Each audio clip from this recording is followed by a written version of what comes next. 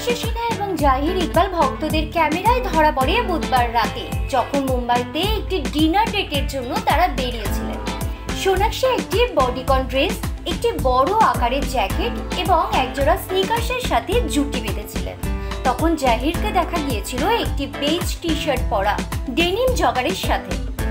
গত মাসে দম্পতি তাদের ঘনিষ্ঠ বন্ধু এবং হীরা মান্ডি সহ অভিনেতা অদিতি রাও হায়দারির সাথে একটি জনপ্রিয় ভিয়েতনামি রেস্তোরাঁ থেকে বেরিয়ে আসার ছবিতেও দেখা যায়।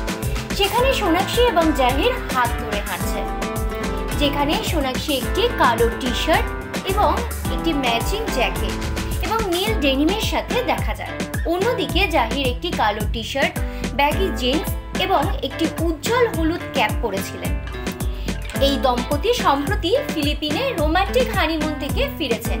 হানিমুন থেকে ফিরে ইনস্টাগ্রামে বেশ কয়েকটি ছবি শেয়ার করেন তারা তাদের অনুরাগীদের জন্য, যাতে অনুরাগীরা তাদের যাত্রাপথে উঁকি দিতে পারে।